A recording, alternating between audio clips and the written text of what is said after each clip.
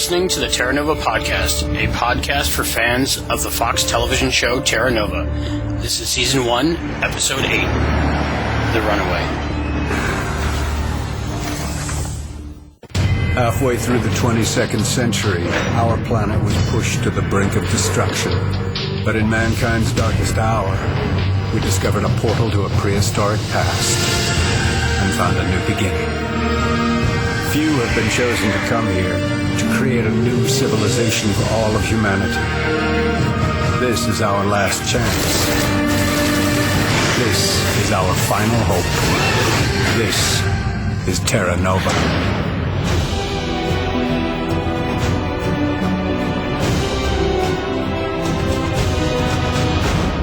Hello, I'm Al. I'm Heather. And hey, this is Jordan here. Hey, Jordan. How's it going? Did you ever get a chance to see last week's episode? I know you had some trouble because of the baseball game. Yeah, dang baseball. No, I finally did. Thank you, Hulu. Ah, Hulu. Hulu or Hulu Plus? Yes, either way, Hulu Plus on your Xbox. What do you think of last week's episode? I dug it. I liked it. I thought the beginning was funny, and it was a good little one-off, almost kind of like The Thing, or, some little one-off where you have to solve it. Yeah, I saw The Thing in it a little bit too myself. Heather, first impressions of Runaway? I liked it. The little girl was awesome. Mira really trained her to be a pretty good victim. The second time I watched it, I was a little surprised that a little girl could act that well, but yeah, it was a good story. My first impression was a great episode. I liked it. It's more like of a in-the-middle episode, story-wise. Like, there wasn't anything really started or finished in it, but it was a good continuation of what they've been doing so far. So I'm interested to see where they go with the Sixers from now. I actually really dug it. I thought, kind of like Heather said, some good performances all around from the little girl, and you delved more into the kind of the characters, a little bit of the teasing for the Sixers, so where they're coming from, you don't quite know what's going on there, and no, it had me from start to finish. I liked it. Cool. So we all seem to like this episode. That's good. Ratings.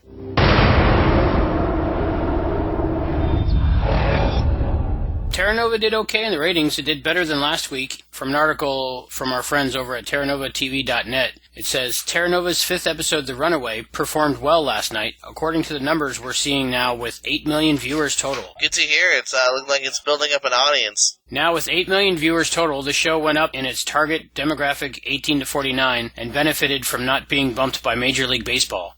Well, Fox came in third place with 5.3 household rating and 8 million viewers total. So that's pretty good. 8 million people are still watching the show. So ABC won the night with Dancing with the Stars, followed by CBS with their 2.5 Men, and coming in third, Terra Nova. So considering going up against big powerhouse shows, third ain't so bad, I don't think. We're just happy to be doing good work. Got a distress call coming in, some folks asking for help. Really? It's not something we should be striving. You should sit down. Just leave the captain until we get back to shooting. The only way to help us It's is like gravity. We need it to stand on this earth as men and women. I'm right behind you, baby. Who the hell are you?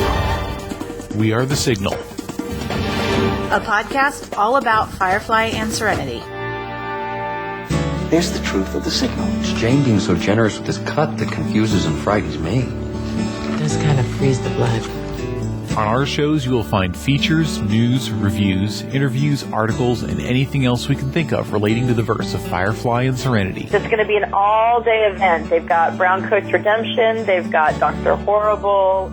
We're continuing to explore the verse, and we want you to join us. Just go to www.serenityfirefly.com. The Signal. We're just happy to be doing good work. What was that? That was a promo for The Signal. The Signal is my favorite podcast, personally. It's a podcast all about the TV series Firefly and the movie Serenity. Fans of Firefly and Serenity are called browncoats. I am a browncoat. I encourage everybody to go check out serenityfirefly.com. Check out their podcast, even if you're not a browncoat, just to see how a well-produced podcast is put together. If you haven't heard of The Signal, now's the time to check them out. They're in their 7th season, and they're doing a podcast about a TV show that only lasted half a season. It's just amazing. You got to check it out. With that, let's go to Heather with the episode recap. Season 1, Episode 5 of Terra Nova, The Runaway. The guards on the walls of Terra Nova notice something stirring in the woods. It's not a dino, so it must be a Sixer. So Washington and her troops give chase and soon discover a tiny blonde girl. Back at the medical lab, a doctor tries to stick the girl with a needle and the little urchin strikes back. She's terrified, Elizabeth says. I need to get everybody out of here. So everybody, including Taylor, leaves. Elizabeth successfully coaxes the girl out from underneath the table and gently examines her. The girl, an orphan, explains that she dropped her bag in the jungle while being chased. Taylor then re-enters with food. The girl is ravenous. I only get scraps, she said. That's why I ran away. Taylor then identifies the girl as Leah. He used to know her family before they all defected to the Sixers side. Later, Taylor explains to Jim that he sees Leah as an opportunity to get intelligence on the Sixers. Elizabeth then volunteers to take in Leah. Jim is unsure and Josh is just plain unhappy as he will have to give up his room. But the Shannon family pulls together to warmly welcome its new shy house guest. Then in the jungle, Washington and another soldier hunt for Leah's bag. Suddenly, they are attacked by Sixers. A total badass, Washington single-handedly takes out 2 or 3 Sixers before Mira appears and subdues her. Still doing Taylor's dirty work. Mira sneers. What did you do with her? We assume she is asking about Leah. Meanwhile, Josh has been left in charge of watching Zoe and Leah, while Maddie heads to the hospital to apprentice with her mother. Jim and Taylor walk through the market when the alarm begins to sound. Sixers, lots of them, are approaching the front gate. Mira pushes a restrained Washington to the front as trade bait. You have something that belongs to me, Mira says. I want her back. Taylor says he will bring out Leah and let her decide. If Mira releases Washington, Mira agrees and Leah is soon brought to the gate by Jim. Tell them you want to come home, Mira says. Speak. Leah flinches, explaining that she ran away and doesn't want to return to the Sixer camp. Keep her then, Mira practically spits. She's nothing to me. Before Mira can leave, Taylor warned her not to threaten Terra Nova again. Next time I go to war, Taylor growls. Taylor then makes nice with Leah, suggesting she might look at a map and identify the various Sixer campsites. So all appears well. Leah looks happy to be with such a loving family and a caring community. Later, Taylor and Jim go over a list of people who might have seen Leah and reported the news to the Sixers. In other words, they are looking for the mole inside Terra Nova. Taylor then heads out with Jim to interrogate a scientist named Rob, who arrived at Terra Nova with Mira, but didn't leave with her. Malcolm arrives after a few pointed questions to defend his associate. This is guilt by association, says a furious Malcolm, noting the conspicuous lack of lawyers in Terra Nova. Later that day, Washington and Jim investigate a robbery inside Terra Nova. A piece of the floor has been removed, revealing a hidden safe. The current owners had no idea such a hideaway existed. And who used to live in that place? Mira, of course. We need to find Leah right now, Jim tells Washington. Then we see Leah, who is sneaking through Terra Nova on her way to the fence. Suddenly, Jim sneaks up behind her. What did you take from that couple's house? He gently asks. Turns out, Leah is almost certainly a spy sent by Mira, who then made quite a show pretending to want the little girl back. The item that Leah took from Mira's old house is a container of some kind, but what kind? Leah claims not to know. Mira's got my brother and she said she would hurt him if I didn't steal back that box, the girl says. I'm telling the truth. Understandably, Taylor and Jim are skeptical. Leah is then taken into custody. Taylor refuses to consider Jim's suggestion that they send a few men to check out Leah's story, just in case. A little boy could be in danger, but Taylor refuses to risk men without more evidence. Back home, Jim finds a note from Leah that says, "Sorry, I had to." This convinces Jim that Leah's brother Sam really is in danger. Looks like the big guy is thinking about defying Taylor. In the meantime, Reynolds very politely asks Maddie if he can court her. She is flattered and tells Reynolds all about her disastrous day at the hospital. Apparently, Maddie doesn't have the steel stomach of her mother when dealing with blood and wounds. Jim is sneaking through the jungle looking for Sixers. Within seconds, he is snagged in a trap and soon finds himself hanging upside down a few yards off the ground. Naturally, a slasher dino emerges and begins leaping at the hanging dad. Suddenly, the slasher is hit with an energy blast. Sixers emerge from the tree line. Uh-oh. Sure enough, Jim awakens sometime later with a bump on his head. He is inside the Sixer camp and facing down Mira. The boy was never in danger, Mira explains. I just needed to motivate her. Jim asks what is in the box that Leah attempted to steal. Mira only smiles. Jim then asks, more or less, why she is so generally unpleasant. Taylor has pissed off some very important people back in 2149, Mira says. They want Taylor gone. Mira goes on to explain that Terra Nova isn't about starting over as Taylor says, not anymore. Exactly what Taylor's motivations might be, however, she refuses to detail. She also says that they will let her see her daughter again once her mission is complete. Taylor asks who's they. Again, Mira refuses to answer. Instead, she releases Jim. Back at Terra Nova, the doors to Leah's cell suddenly open, and Sam runs inside. The two siblings embrace. Jim watches them, smiling. Apparently, Mira allowed Jim to bring back the boy and reunite what is left of Leah's family. Later, Taylor admonishes Jim for defying orders, but not too hard. Did she say anything I should know about? Taylor asks in reference to Mira. Jim dances around the question. He clearly has newfound suspicions. We then find out that Maddie is no longer a hospital apprentice, and a single woman in camp has expressed an interest in bringing Leah and Sam into her home. At the end of the episode, Leah gives Sam a huge hug. Thank you, says the girl. And that was by Nick Chor. Jordan, what points and things you want to talk about from Runaway? Well, I wanted to see what you guys are thinking about with the Sixers. There's something going on there. We did find, I don't know if they mentioned it before, but not everyone from that sixth pilgrimage went over.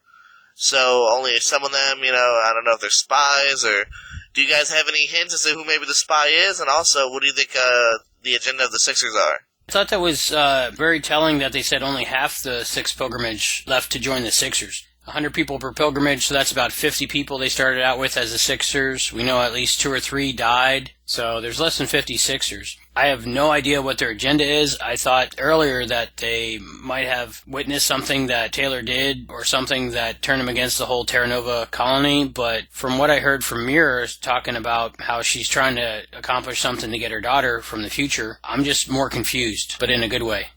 Actually, too, I was just thinking, isn't there a clip for next week's show? Does it look like the son is talking to the Sixers? Well, that's to get his girlfriend back to the past. He goes in to solidify the deal between him and the Sixers to get a message to get Kara to Terra Nova. Do you have any idea who maybe the spy is? You got any thoughts? My thought on my second viewing of this episode was it wasn't the guy that they went to interview, the guy that was researching. I think it was one of the people that Jim mentioned at first to Taylor, and Taylor was like, no, it's not those people. Those are good people. I know them. It's not them. Who else we got? So I think it might have been one of those people, because that would be more of a betrayal to Taylor if he found out that somebody he actually really trusted was the mole or the spy. Yeah, that definitely could come up in a later episode. We finally meet him and show how Taylor trusts them, but, they end up hurting him.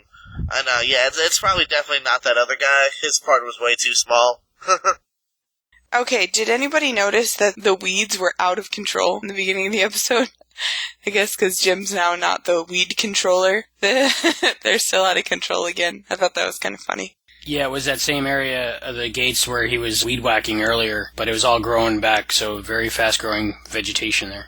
Yeah. Was Jim ever topless in this episode? No, and not last week either. Oh, man, that's 2 weeks. I'm sorry, Heather. I beg to differ. The opening sequence, he's on top of the gates with his shirt off. That doesn't count as the same scene. Oh, so it has to be a different scene of him taking his shirt off. Yes. Okay, I don't know how that works. We need fresh, updated scenes, evidently, of him shirtless. Yes. Do you think that Mira made Leah's hair that way, or do you think that's just kind of how the kids are in the Sixer camp? Or do you think that they actually made her hair that ratty and stuff to make it more believable? I think that's kind of how they are, because, even later on when they mention, giving her a haircut or whatever, she's like, I don't like combs. I don't think there's any kind of, reference to them playing it up. I think that's kind of how dirty and ratty they are over there. Yeah, almost like they're all homeless people. Which they kind of are. They're very nomadic, moving all the time. When I first saw it, I thought it was her Halloween costume and she was dressed as Newt from Aliens. I don't know if you saw that too. I thought I was the only one that caught that. She looked exactly like the little girl from Aliens.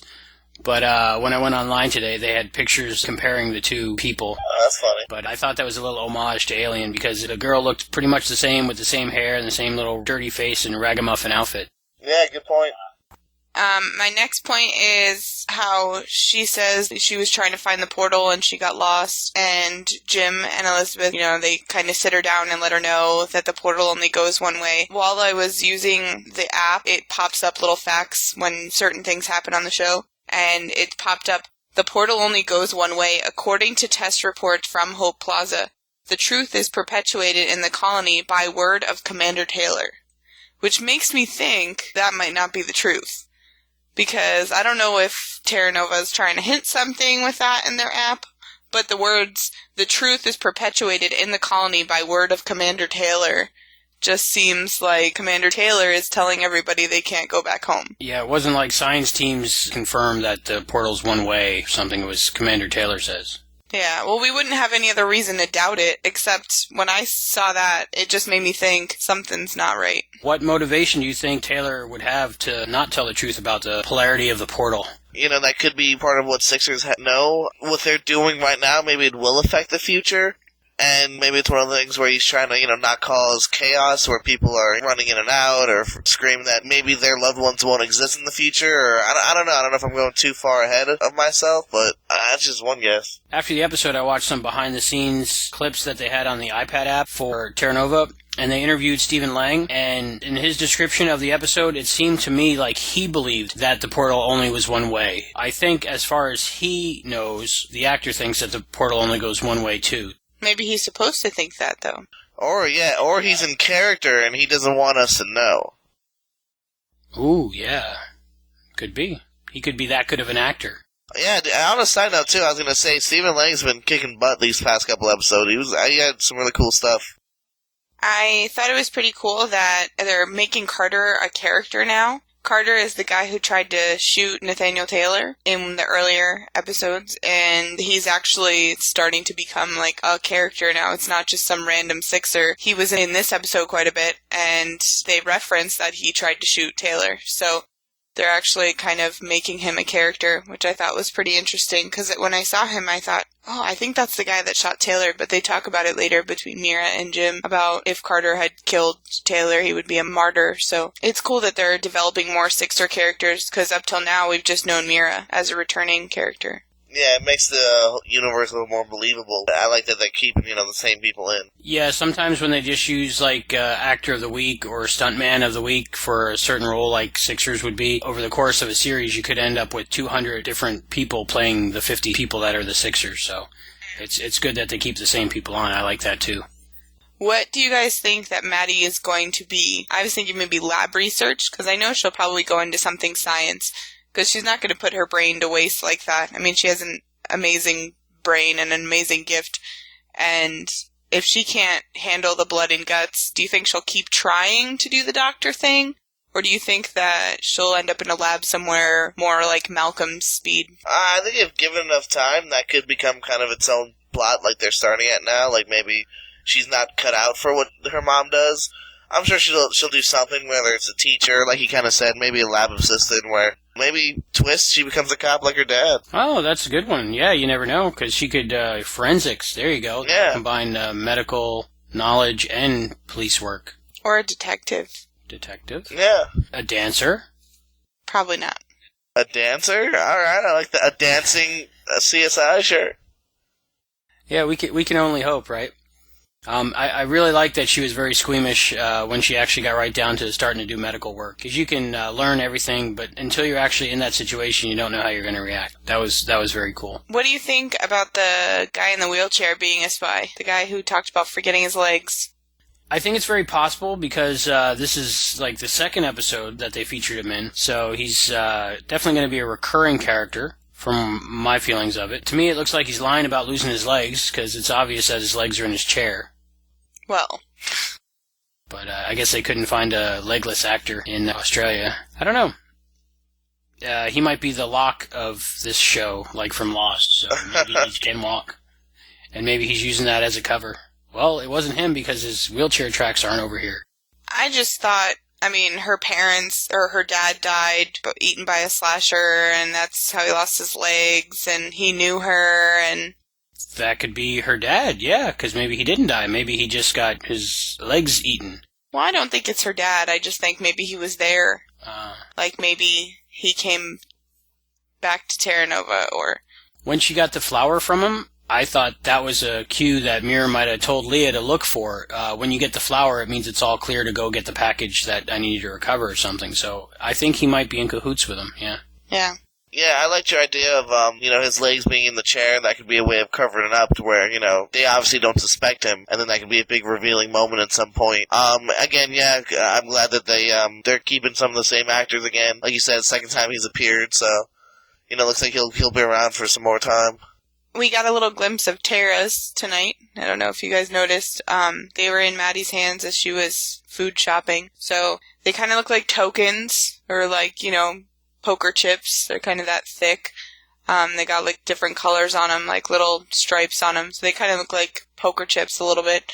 And the food doesn't appear to be free. If she had a handful of tokens, which is kind of the first time we've seen anybody pay for food with anything yet. So. Yeah, the currency. I noticed that currency. To me, they look like gold coins. So might just be where TVs are set, or I wasn't paying that close attention. But there was definitely currency exchange for food. I don't think they would bring gold into the equation. Well, not necessarily gold, but gold-colored. Oh, see, to me they look like a brownish tan. I don't know. Maybe we'll get a picture of them online soon. There is money, like, you gotta have something, so, I wonder how much of it there is, though. Or they just keep making more, maybe. Yeah. Why can't everyone just share, man? And does money really work when you have such a small society? There's like 1,000 people there. Is it like a game of poker where everybody gets a certain amount of chips to start with? Or do you trade in your money that you bring with you? Is that why people were selling stuff before they left the future, so they could trade in their dollars for Terras? I would think not, because you don't want to start out with rich people and poor people in Terra Nova. Yeah, you'd want everybody to have to work, because if you have rich people there, then they're not going to pull their weight. That's a good point. I want to know what Taylor did to piss off the people in 2149, because he seems like a good guy. I mean, at the end, he was mad at Jim, but he was like, oh, well, you reunited a family, which could just be he doesn't want to lose Jim to the Sixers, or he could just be like a good guy. But what did he do to make people mad in 2149? I mean, I wonder if it's from the war, from his war days, or if he just did something horribly bad, and that's why they didn't mind sending him to Terra Nova. I mean, I don't know what it could be. I'm thinking when all is said and done, I don't think he'll be a completely horrible guy. I think it's going to be one of those things where it's like he had to make certain decisions for, the future and, maybe the people of Terra Nova. So I don't think whatever he did is going to be horrible. I just think it's going to be one of those kind of, judgment choices that, not everyone would have made the same decision. Yeah, I think if he did do something that is offensive to some group or people, it's something that he did to make the society the way it is, because when he was telling Leah to look around, everybody's really happy there. I think he seemed proud of what he did to make the society the way it is, and how everybody seems to be enjoying their life there. And not everybody's all bad. Only maybe a couple people in history is all bad. But again, those people probably thought they were doing the right thing also, so... I think Taylor's a good guy. I think he thinks he's doing it for the right reasons. I don't think the Sixers are bad people. I think Mira as a leader is a good person. And I think releasing Jim and releasing Sam was a good way of showing that she's not a bad person and they're not a bad group. It just seems that they don't want to be part of whatever Taylor's doing. Well, he is listed as the bad man, evidently, though, in the Sixers camp.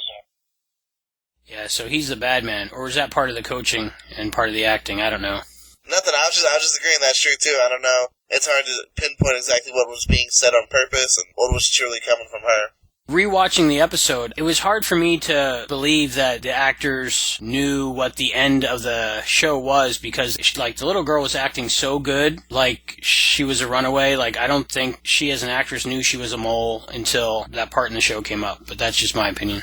That's one way to look at it. It's quite possible. Because people didn't have that, look. Even Mirror, when they were doing the standoff outside the gates of Terra Nova, you couldn't see in her eyes that she was trying to pull one over on Taylor. I really thought she believed she was coming for the girl and wanted her back, and was upset when she didn't want to come home. Either really good actors or writers and producers let him in on it little by little. I'm not sure. Well, you said in the chat room you weren't able to predict what was going to happen next the whole episode. Yeah, I had no idea that Leah was a spy. I believed her character 100%. I didn't even have a thought in my head that she was up to no good. Yeah, I was surprised. I mean, as far as not even the actor child, but in the storyline for a child to act that well as a victim and get away with fooling us all and then turning around and being a mole. I mean, she was very believable as a character, and, her acting was outstanding too, but that's the whole thing with the show. They have amazing actors all through the show. Yeah, even good child actors. Because a lot of times with child actors, they really take you out of the show, and they might be really bad actors. But this one was really good. I believed her. She fooled me, so she did her job. She got us all. Damn it, man, she got us. Kind of liked a couple of the twists. I liked even after the first time when she became a mole and they were interrogating her, I was like, alright, is she fooling us again? How bright is this girl? Is she innocent? Is she not? So no, it was a good episode that had me from beginning to end, and yeah, along for the ride, man. I already mentioned that the little girl reminded me of Newt from Alien. The whole time with the hair, I hope that was a wig. I hope they didn't do that to her hair in real life. Definitely saw an alien influence there. Jason Amara had mentioned on his Facebook that there was homages to Aliens, Mad Max, and Star Wars. I didn't really see the Mad Max or Star Wars ones, but I did notice the Aliens reference. Her accent, she's from New Texas. That's where her grandma lived anyway, so I'm thinking she's from New Texas, because that's where she was trying to get back to. But she had a British accent, so that was kind of throwing me off a little bit. Maybe her parents were English. I mean, Elizabeth has an English accent. That's true. Where is New Texas? Actually, there's a little bulletin from the app. It says, News alert from May 21st, 2133. The eyes of New Texas are upon us. This morning, the United States of America officially recognized the statehood of New Texas after its unauthorized formation 3 months ago.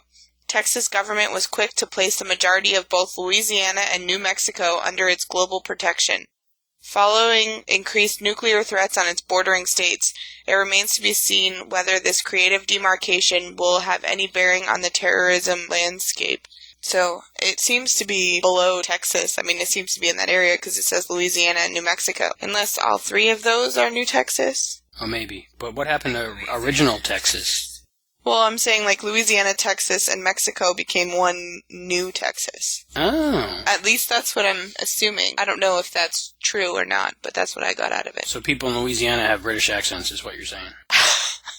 I'm saying everybody all over the world does British accents. I mean, there's people who have American accents in other countries and people with British accents in our country. And yeah, there's been weeks at a time where I put on a British accent at my job and trained people and they thought I was British, so I'm sure it happens. I don't get that because you don't do a British accent very well.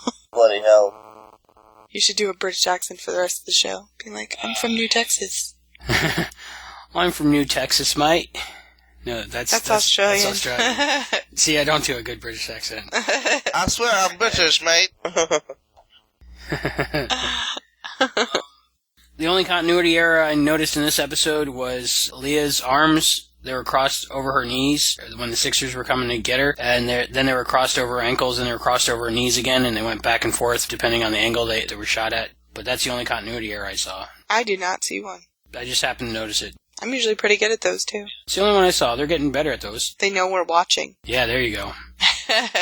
When they did some shots from above with a crane, when they were having that standoff with the Sixers, the concrete slab by the front gates of Terra Nova, they had etchings in them. You know, I saw them before, but I thought it was just a weird pattern. But when I saw them this time, my brain went back to the etchings on the rock, and I'm thinking that they're similar. I don't know if they're star charts. Maybe Taylor's son helped design the concrete slab by the front gates, but they looked very similar to me. So just something I noticed that might come back later. I noticed the probe was still there, so it hasn't gone anywhere yet. So hopefully 6 more seasons, we'll find out what it does. No lawyers in Terra Nova. So they have cops, but no lawyers, no judges. It's more like a military thing, I think. The girl was shipped off to Pod 1, which is probably, I'm thinking, some kind of minimum security detention facility, because they're not going to put her in a big jail with other people. It says about that, Pod 0 is Terra Nova's detainment facility. Prisoners are kept there while Taylor and Colony's judge, jury, and executioner deliberate their fate. So that's Taylor, right? Judge, jury, and executioner? Yeah. While Taylor, the Colony's judge, jury, and executioner deliberate. No lawyers, it's all up to him. There hasn't been a murder committed in Terra Nova yet. That I know, because next week's all about the first murder committed in Terra Nova. Dun dun dun. I was just about to do the dun dun dun. You totally jacked it. And Malcolm mentioned something about that happened in Edinburgh in 2119. I don't even know what you're talking about. I'm liking Malcolm more, though, now. He's becoming more of a character. But I don't remember seeing that. But 2119, so over 100 years from now, so we're not going to know if that actually happens until 2119. Hopefully I'm around to find out and go, the show is wrong, mate. I'm going to ask it here of you guys. It pertains very much to this episode. What's in the box? I have no idea. I really, I don't know if, it's got to be something big. Like, the key to Terra Nova's existence. It was a very small box, though. I didn't mean big like that. I meant big like, when we find out, we'll be like, wow. Jordan? A portable DVD player. They could use those. Yeah, there's got to be a TV somewhere, right? Somebody should have brought through a TV somehow. No, I mean, kind of like Heather said, I mean, I know it's very important, but I don't know. I mean, obviously it's going to be something big. I can't wait to find out what. I'm not quite sure. I don't know if it's a bomb or a video device of some sort. Like, maybe it's one way of spying on them, but I don't know. Albert? I thought for a second it could be a bomb. Then I was thinking, well, if it was a bomb, that wouldn't go with the Mira's character, because she seems to be a nice person right now.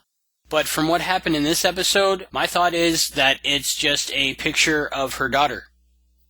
Because they said the box sounded hollow. So I'm thinking, what would be so important for her, but not really take up that much space? I think since she left a daughter behind, she might not have a picture of her, and she's starting to forget her face, so she wants that picture of her. I think it's something to help her help Josh. Because all of a sudden she needs the box. She didn't need the box before. And maybe they haven't gotten anybody from the future yet. And she has to help Josh, so she has like one over on them. And maybe she needed something from the box in order to get back to the future. Dun, dun, dun, dun, dun, dun, dun. You are so going to play that music, aren't you? Yeah. So do we see what's in the box in the next couple episodes? Or is this something they're going to pull out in a 6th-season episode of Terra Nova and everybody's going to be like, oh yeah, the box, and it'll be all about the box? I think they're going to wait until we forget about it and then pull it back out.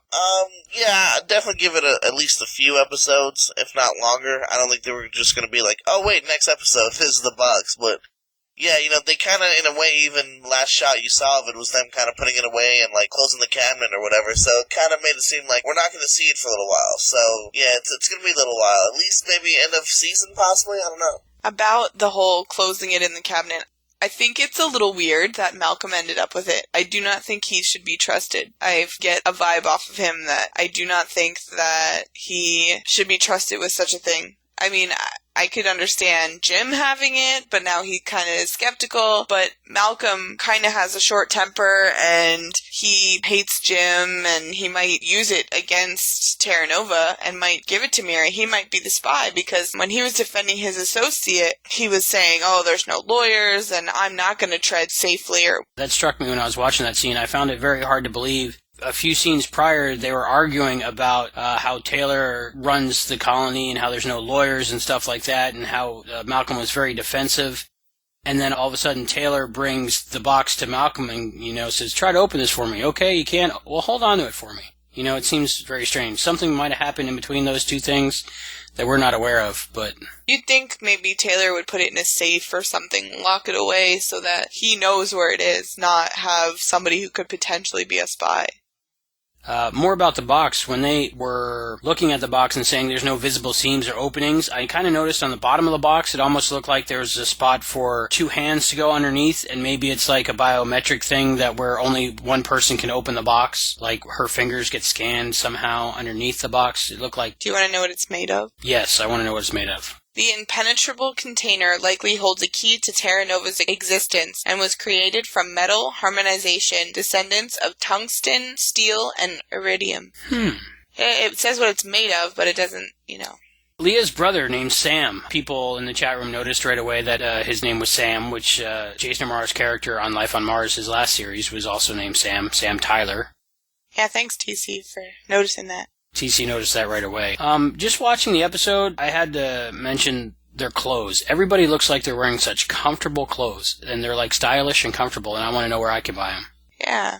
They look like Old Navy. I've heard people call them J. Crew, but they look very comfortable and expensive, but comfortable. So Taylor ordered Jim not to go to the Sixers camp, but he went anyway. But he didn't get in trouble when he got back. So is it because he wanted Jim to stay on his side? I was kind of confused by that myself. I was surprised that he did the whole this is an order thing, but then, as soon as he comes back, there didn't really seem to be much of a follow-up. So, I don't know. I don't know if it's, I hate to say, lack of writing, or if it's kind of intentional. Like, maybe it's one of those things that it was done, and, why hold a grudge, or why punish him, just life moves on kind of things, I guess.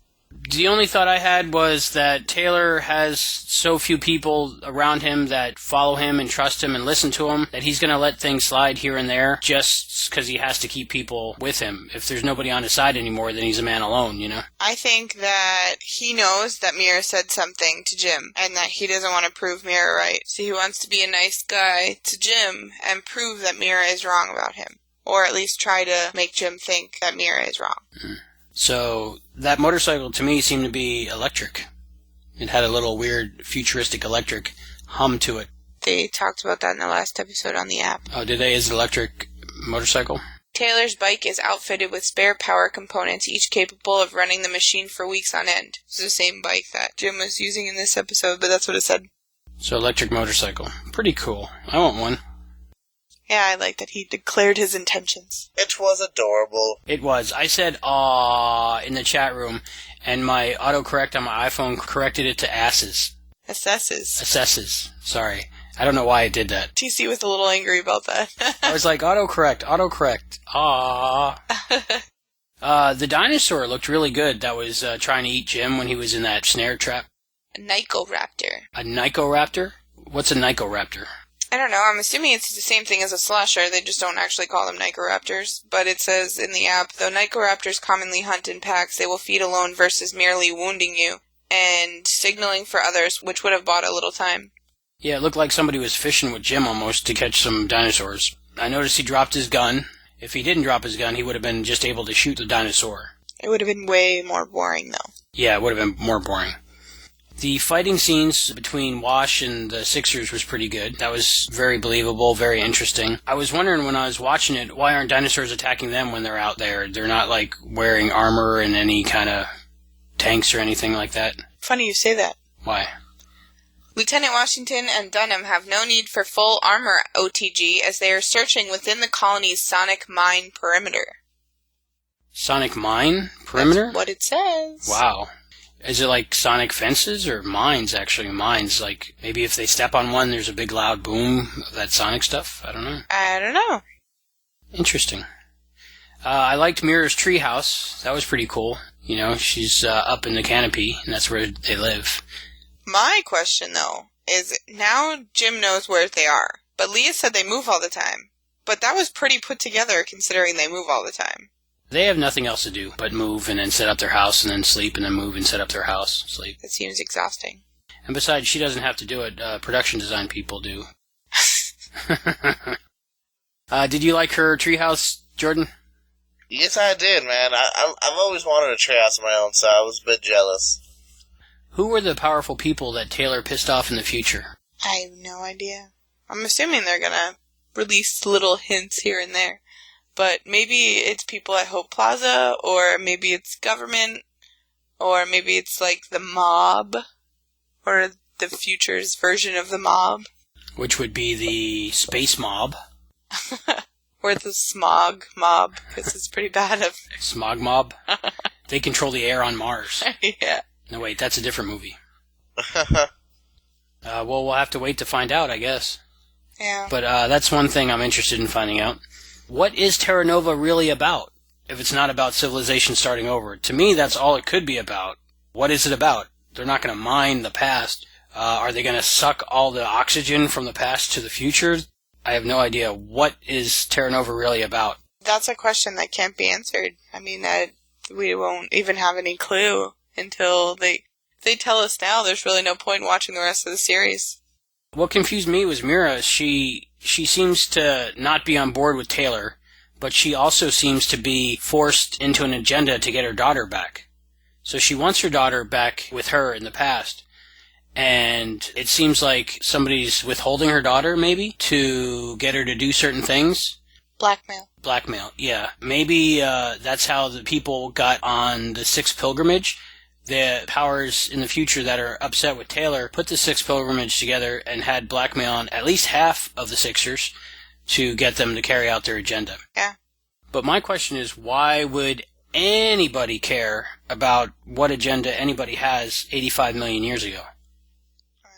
What are they going to do 85 million years ago that possibly affects their current time? If it's actually on a different time stream, especially because if they're in the future, as some people have predicted, or if they're on a different time stream, then I don't understand what it would affect at all. Or maybe they just don't want Taylor to be in charge. Why would they care if Jim and Elizabeth took Zoe, but they wouldn't let them? You know, it's like they're trying to control something even though it's 85 million years in the past, and who cares if there's a family of 5? Or in this episode, a family of 6. Yeah. Yeah, another thing that might be in the box, your app said it was a key to Terra Nova or whatever. That might be the one thing that lets you know that none of it's real. Maybe it's an actual key to the portal. Like a little gold key. A little skeleton key that unlocks the portal control. Yeah. Could be. That'd be funny. It would be ironic since they said the key to Terra Nova's existence. Are you any good at math, Heather? Because I had a question. Mira's daughter, Sienna, was 4 years old when the Sixth Pilgrimage left for Terra Nova. So they're on the 10th Pilgrimage. So how old does that make her daughter, Sienna? There's no way to know because we don't know how far apart the pilgrimages are. But we don't know how far apart they arrive. So there's no way to know how old. So that would be an X in our equation. So once we find the value of X, then we can figure out how old Sienna is. Because there's been 10 pilgrimages in 7 years. In 7 years. Say they're equal. So we take 7 years divided by 10 pilgrimages. What do we get? I'm just curious. 1.42. So 1.42 years, right? In between each. In between each pilgrimages. So 6 pilgrimages to 10 pilgrimages, so 4. So multiply that by 4. So she'd be like 8. So she's 8 years old now. So that's enough time to maybe forget somebody's face. So she might want that picture from the box, if that's what's in the box. Jordan, any last thoughts before we move on? And now to TC with the science. This science segment from TC is all about viruses. Viruses were featured heavily in the Terra Nova episode, What Remains. The duration of this science segment is approximately 10 minutes.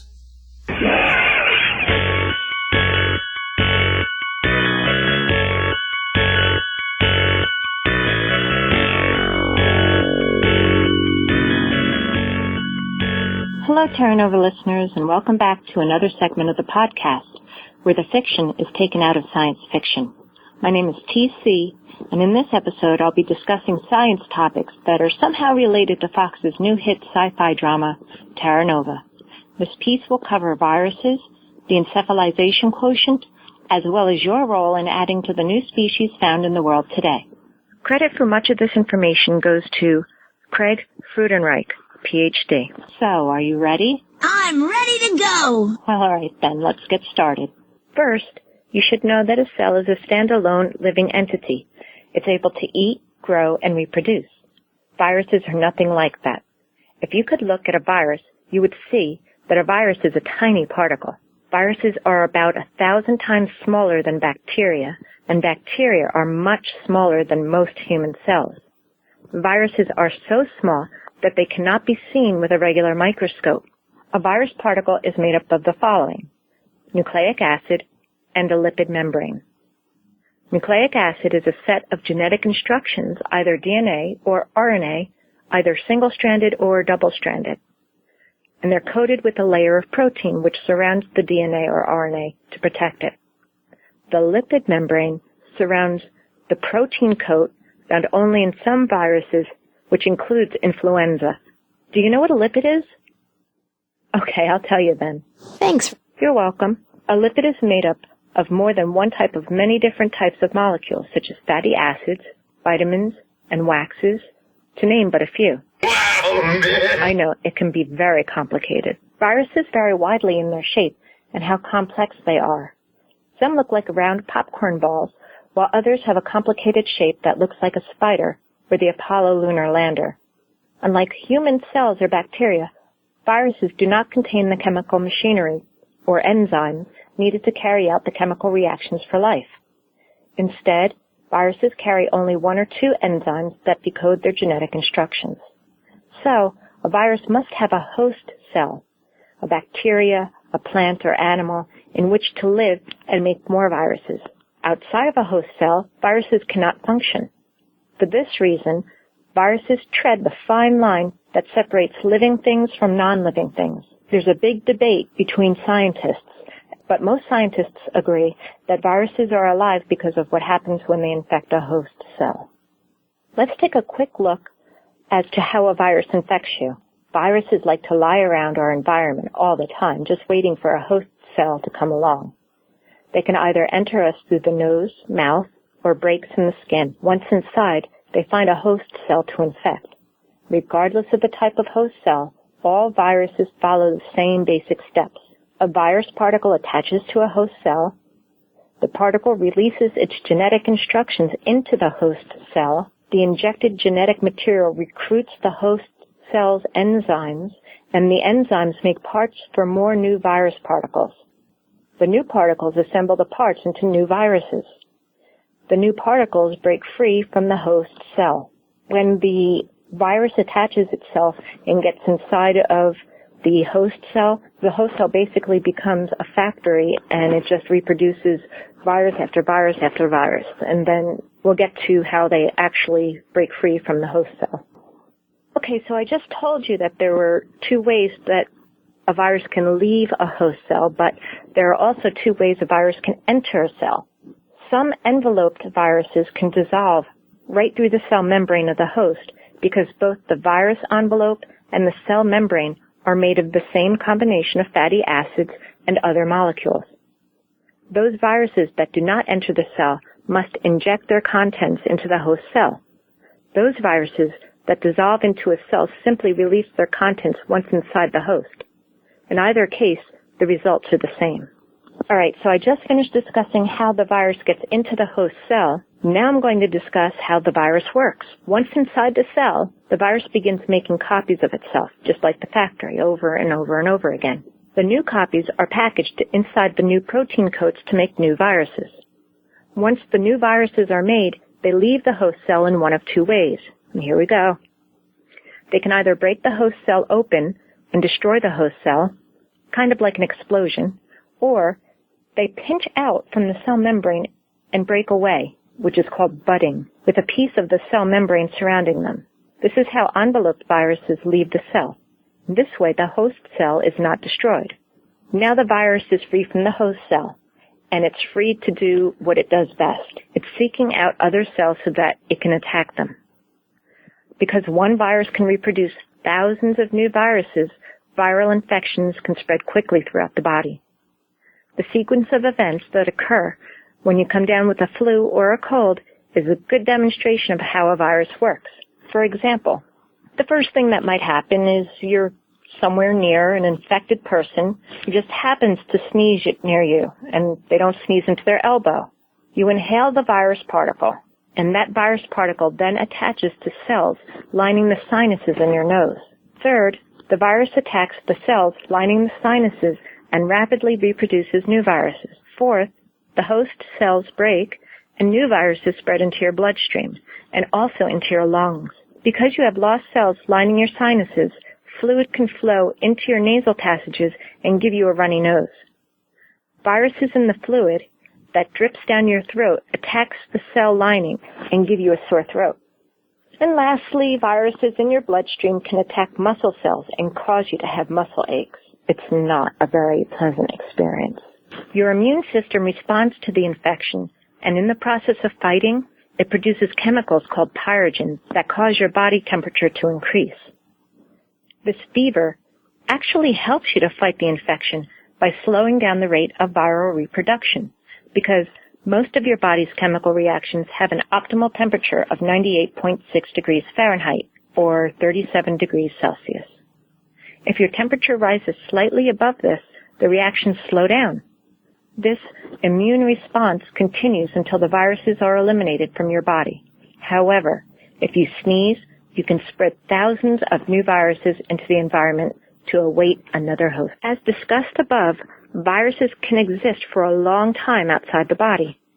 The way that viruses spread is specific to the type of virus, and there are several ways they can be spread. One example is a carrier organism, which could be a mosquito or a flea. You can catch a virus through the air or direct transfer of body fluids from one person to another via saliva, sweat, nasal mucus, blood, semen, or vaginal secretion. Viruses can also be found on the surfaces on which body fluids have dried. To reduce the risk of spreading or contacting viruses, here are some things you can do. First of all, please cover your mouth or nose when you sneeze or cough, and do so onto your elbow and not your hands. It would also be a good idea to wash your hands frequently, especially after going to the bathroom or preparing food. Now, if you're not near a sink, you might want to consider carrying some type of antibacterial lotion. You should also avoid contact with the bodily fluids of others. These practices are not foolproof, but they can help you reduce the risk of viral infection. Are there medicines that can help? Yes. But contrary to popular belief, antibiotics have no effect on a virus. Most antibiotics actually interfere with the reproduction of bacteria, hindering their creation of new genetic instructions or new cell walls. And because viruses do not carry out their own biochemical reactions, antibiotics do not affect them. Now here's what does work.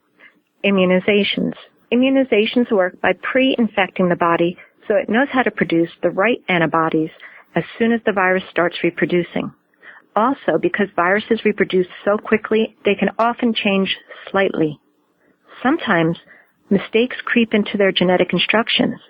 These changes might alter the protein coat slightly, so one year's batch of vaccine might not be as effective against the same type of virus next year.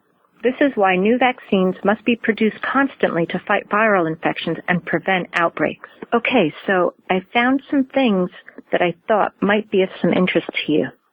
And the following information can be found under Science with TC at terranovapodcast.com.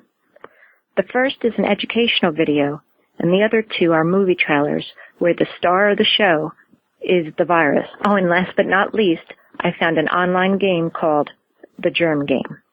I hope you enjoy that. Okay, so hopefully I've provided you with some basic information in understanding what a virus is, how it works, how it can spread, some preventative measures you can take, and what can and cannot be used to help fight off an infection.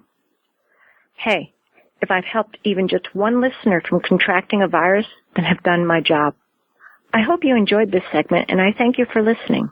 Oh, and please spread the word about our podcast, but be careful in the way in which you go about spreading it. Again, this is TC saying, ciao for now.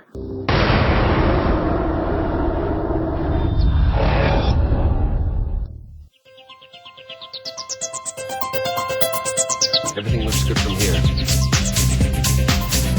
Gravity well, dance ourselves into the black. Songs from the Black 1. Songs from the Black 2. And Songs from the Black 3. Brought to you by The Signal are available for free download now. That's one big damn trilogy of music, all free at www.serenityfirefly.com. The Signal. We're just happy to be doing good work.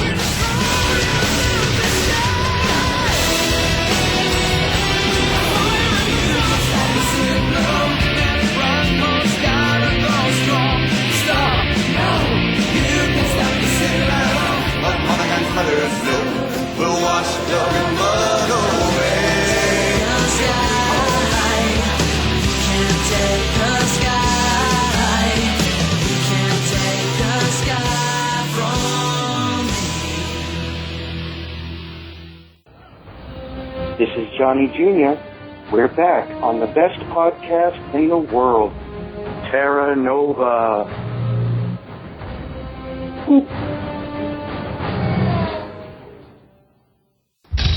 Feedback.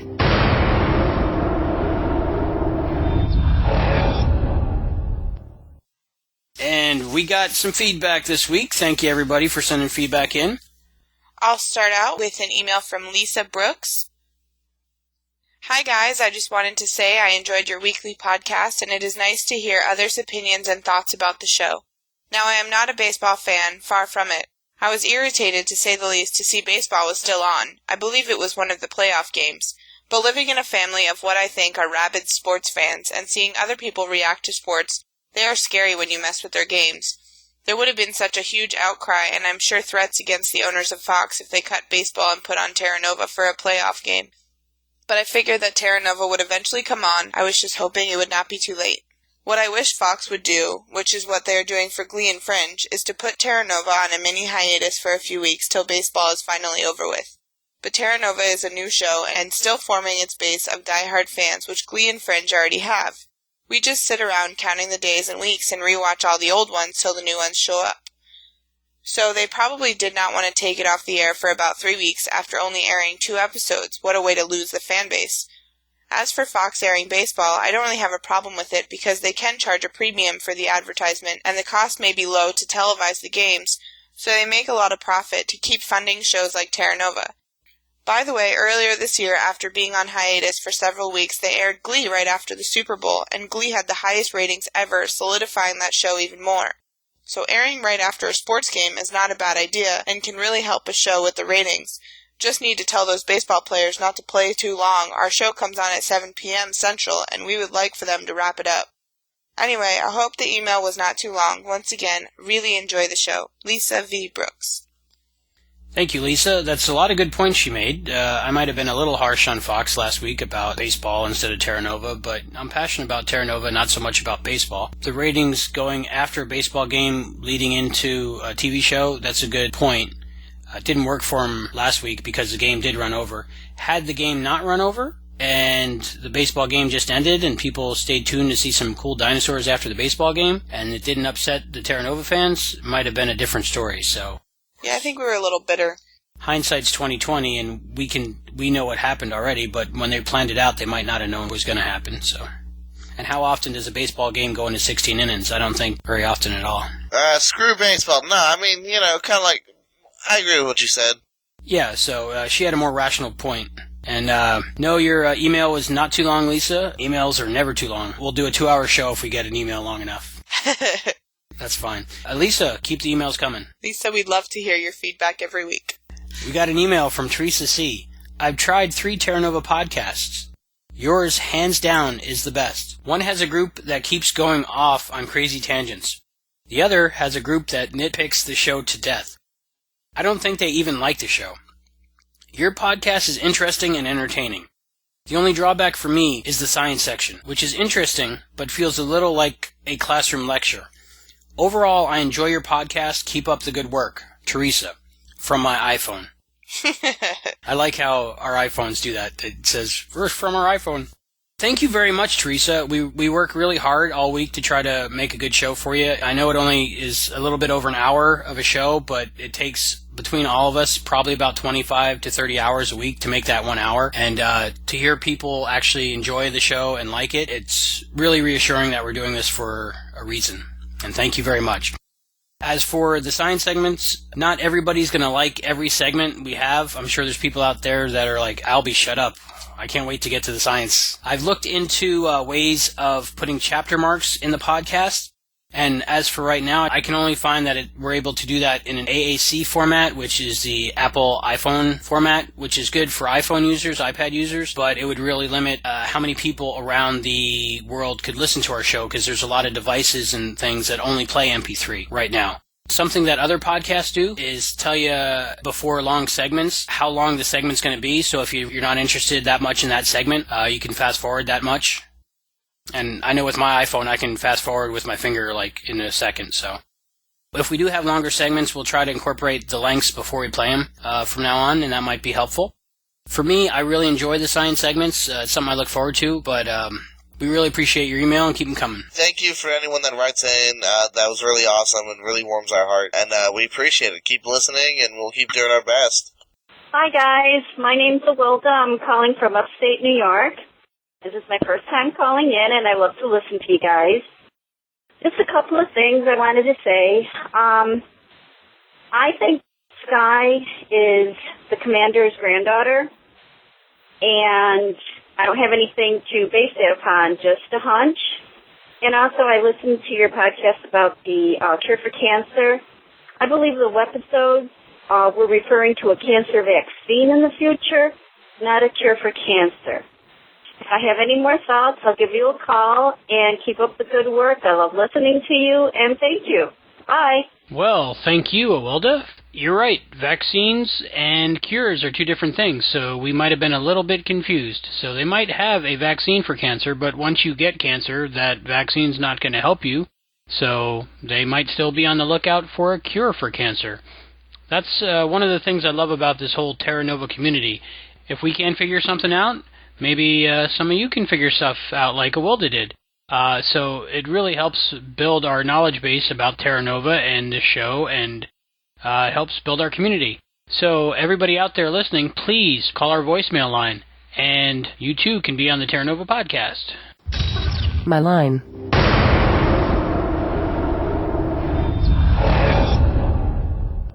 It's time for my line. All right. Hey, this is Jordan with his line of the show. The second time the Sixers showed up at the gate. This is the second time you've come to my gates and threatened the colony. There won't be a third. Next time I'm going to war. I thought that was kind of BA. That was kind of badass. I thought that was cool that Taylor was kind of putting his foot down and letting them know that you can't get away with this, all the time, threatening and scaring the colony. Heather, what was your line? I had two lines this episode. So my first line was, "Hello, little one. Don't be frightened. No one's going to hurt you. I'm Dr. Shannon. Do you know where you are?" "Under a table." That was funny. That was cute. I wouldn't have thought of that when I was a little kid, but it was funny. My second line was when Jim says to Reynolds, "You are aware that I carry a gun, have a quick temper, and tend to hold grudges, right?" I thought that was really funny, too. TC's line. And this is TC's line. You know how to read a map. I like maps. My dad taught me how to read them. Before the slash writing. Yeah. That was a good line she picked. Luckily, nobody stole my line. I liked at the end when Taylor and Jim were talking. I had to run you out of town for disobeying an order, Shannon. Yeah, but what the hell? You reunited a family. Terra Nova just officially grew by 2. How'd you make it out of there with the boy? Mira let us go. Well, that doesn't sound like Mira. Doesn't sound like her at all. She was trying to prove something. Like maybe the Sixers aren't so bad. Were you convinced? I might have been. They hadn't busted up my ribs. We've been playing promos for the podcast The Signal all episode, and I'd like to go to another one. The Signal has been gracious enough to play one of our promos, so again, go to their podcast, listen to our promo, and then after you listen to their podcast, come and listen to their promo on our podcast. So here's a promo from The Signal. 8 years on from Firefly, 5 years on from Serenity, you still can't stop the Signal. Striding like a colossus into the new decade, conquering new... That's a little over the top, don't you think? Well, I guess, but he's right. We're still here. Just not quite so much with the striding. Walking confidently. How's that sound? Fine, just as long as The Signal stays a podcast all about Joss Whedon's Firefly and Serenity. Oh, no question there. We're continuing to explore the verse, same as we have for the last 5 years. But this year with some new crew, new articles, new interviews, new features, and a new website, a new forum, and a blog. but still at the same old address, www.serenityfirefly.com, and still coming to your MP3 player every 2 weeks. Plus, we've got lots of our regular segments like News from the Verse, Broadwaves, The Terraformers, and Feedback. And we want you to join us. The Signal. Helping to carry on building the browncoat community. It starts here. The Signal.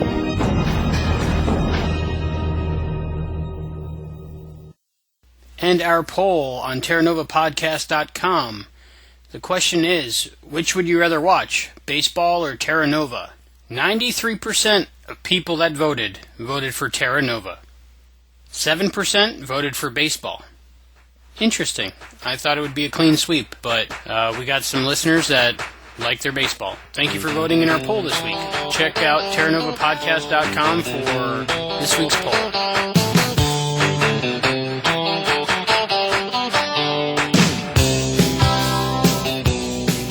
Okay, time for question of the week.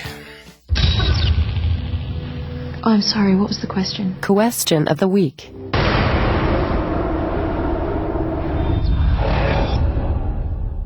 Our question of the week for last week was, how do you think the Sixers will use Josh and why? Here's an answer to our question of the week from Meat Cookie. Josh needs to pay for his girlfriend's passage to Terra Nova, and so he will be working for Tom the bartender. We don't really know what Josh's actual job is, but he is 17, and they should have assigned him one. At least one of Sky's roommates had a job repairing vehicles. So you would be led to believe that they all have jobs, but that shouldn't leave much time to work for Tom. Maybe they will clear this up in future episodes. I think that Tom will start Josh off really light, asking him to pass along a little bit of information about his father's activities as sheriff. Nothing big. Maybe if Jim is going to be working in the area of Tom's bar, his law-abiding bar patrons would appreciate it. Some of them might like to drink a little too much after a hard day's work, and if Jim is going to be in the area, Tom could cut them off a little early and make sure they get home safely, just to avoid any unnecessary problems.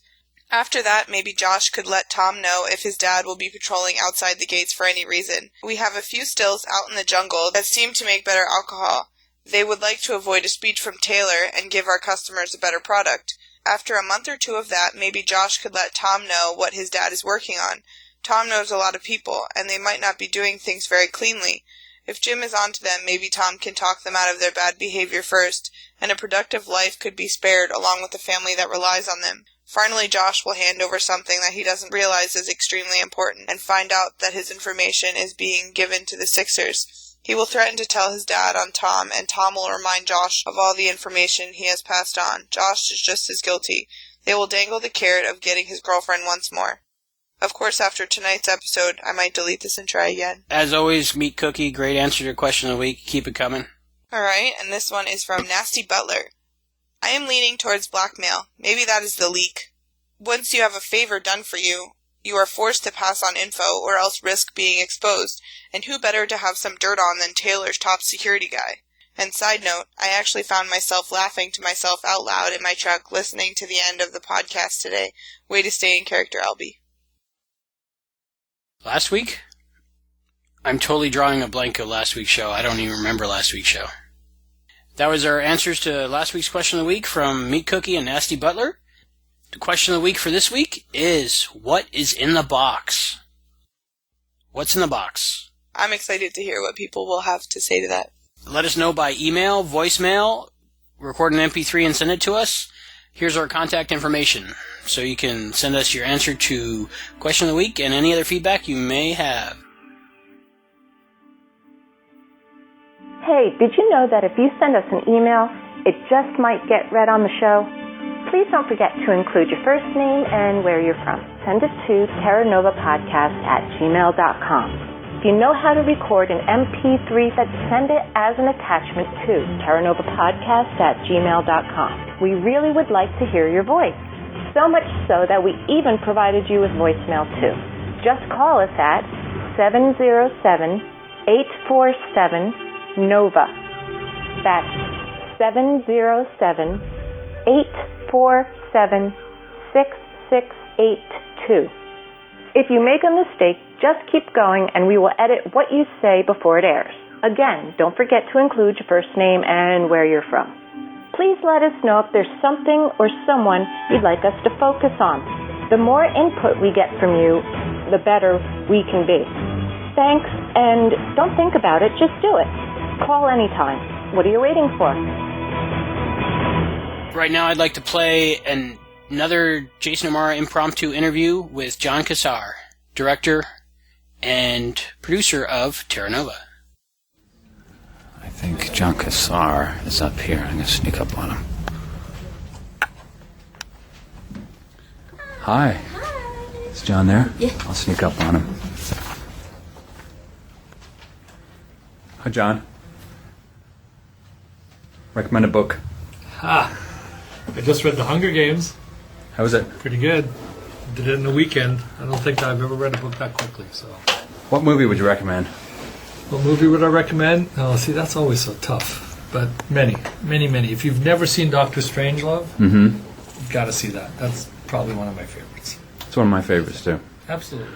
What music is on your iPod? What do you like to listen to? Music? My favorite group in the whole world is a group called Blue Rodeo. And they're kind of country rock, believe it or not. Wow, I've never heard of them. But some people always criticize me because I have Britney Spears and Lindsay Lohan. Well, I criticize you. I wasn't going to say who.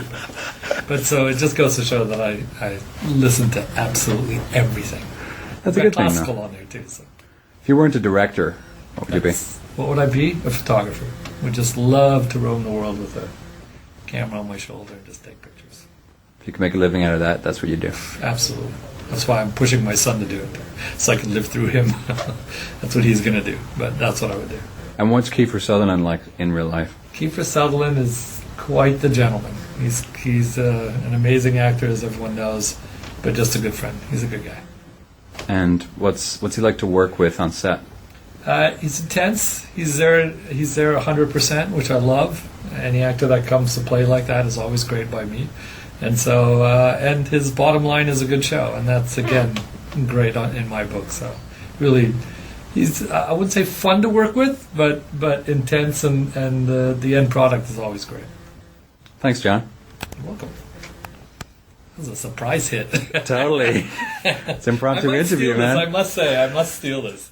That was pretty good. That's from JasonO'Mara.com.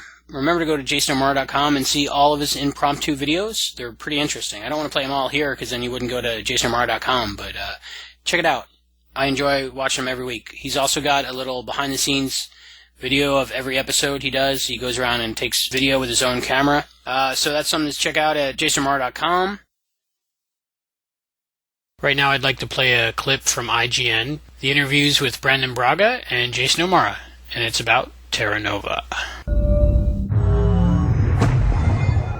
At what point will we start to see the relationship between Shannon and Taylor begin to splinter apart? I mean, they're allies right now, but at what point can we start to see this sort of alliance begin to sort of have some problems? It's now Saturday at 1:20 p.m. On Monday at 8 p.m., you'll see where it starts to break apart. Well, certainly their relationship starts to grow a little more. It's infused with a little more tension because Jim has spent some time. Well, I don't want to give away too much, but you know, there's a huge confrontation at the gates of Terra Nova between the Sixers, led by Mira, and Terra Nova, led by Taylor. And then later in the episode, there's another very different sort of confrontation between Jim and Mira. And Jim returns with information that perhaps Taylor isn't that comfortable with. So.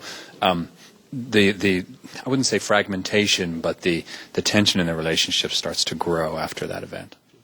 By the end of the season, how much will we actually know about what's really going on with Terra Nova and everything?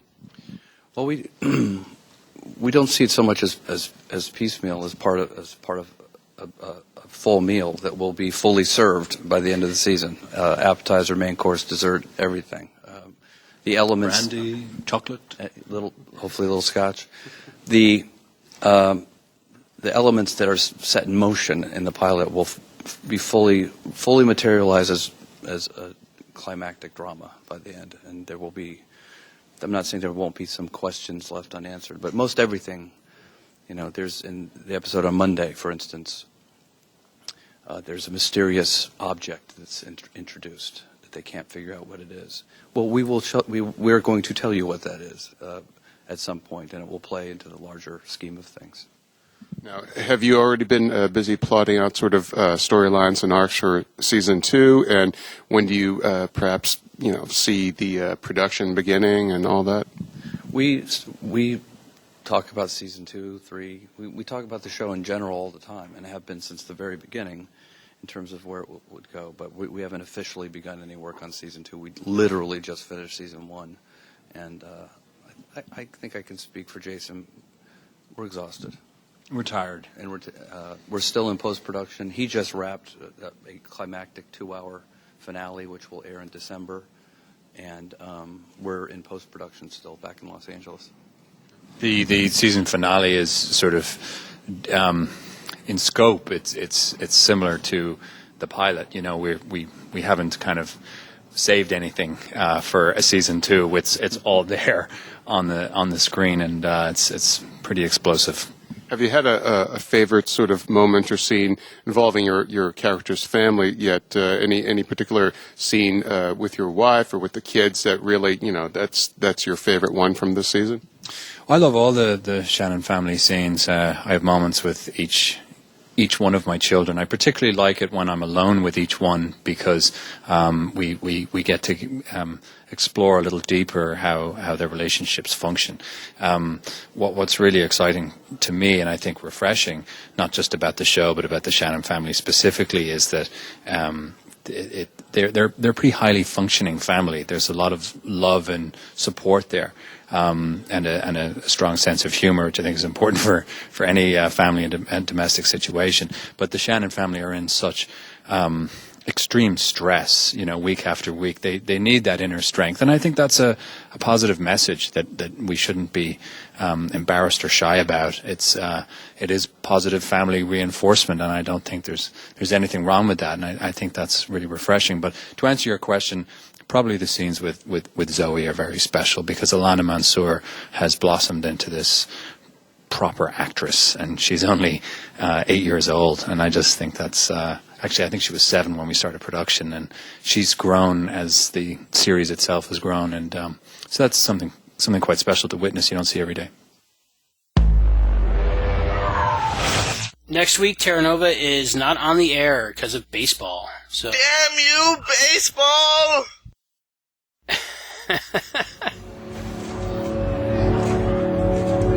Final call has commenced. Please proceed immediately to the departure platform.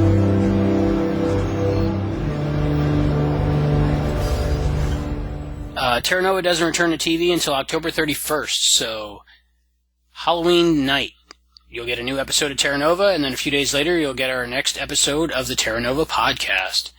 And after that, they're playing at least 3 in a row. Monday, November 7th, they're doing episode 7, Nightfall. Monday, November 14th, episode 8, Proof. And Monday, November 21st, episode 9, Verses. On our way out, we're going to play a preview for the show airing in 2 weeks on Halloween. It is episode number 6, called Bylaw. The short description is, in Terra Nova, episode 6, Jim and Taylor investigate the colony's first murder. Also, Sky helps Josh find a way to get his girlfriend from 2149 to the past, while Elizabeth and Zoe race to help an unborn Ankylosaurus survive. Thank you so much for listening, guys. We appreciate it. Keep doing it. We love you. All right, this is Al. And this is Heather. And that was Jordan. All right, see you next time, guys.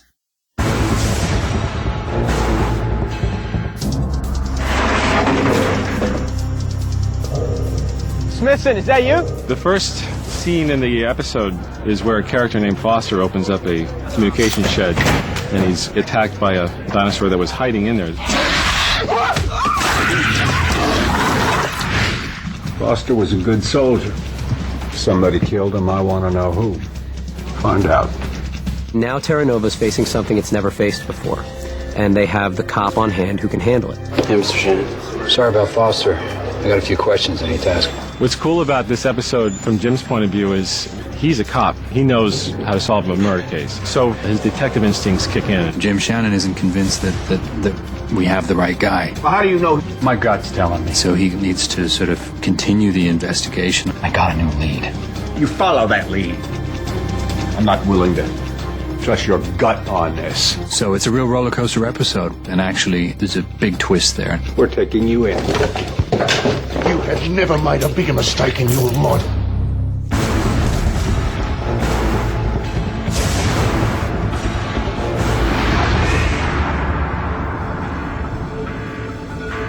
Josh, in this family, no secrets.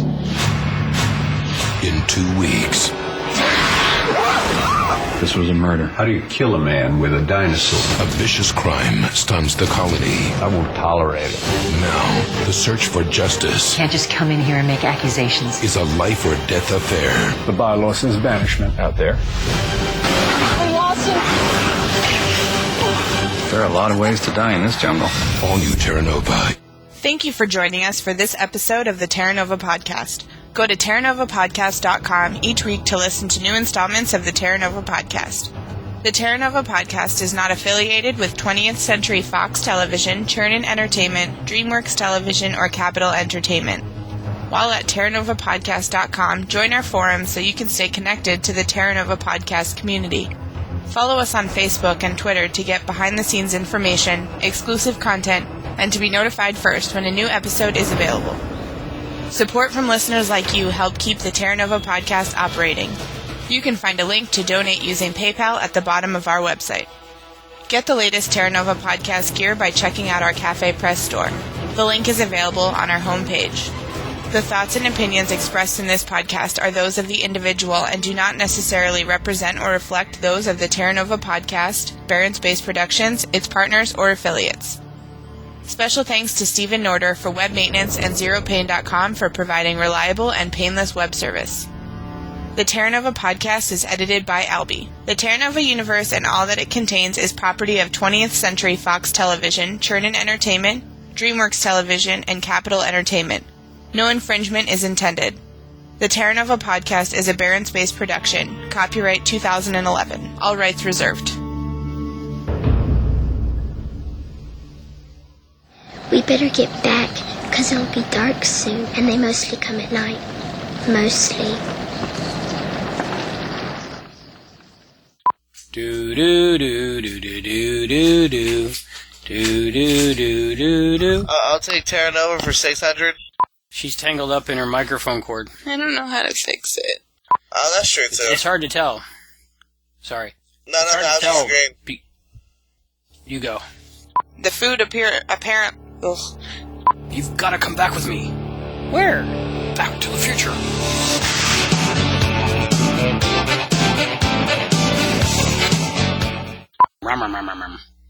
Like somebody has, as some people have. Every single episode you make me say pilgrimages somehow. I really am pissed about that. Science with TC. Feedback from Norway. Feedback. By the way, earlier this year, after being on Oh, sorry. I messed up again. Okay. Well, there's no is there. But Back to one. The other has. I got it. I picked the shortest email so I wouldn't mess up, and I messed up 3 times in the first sentence.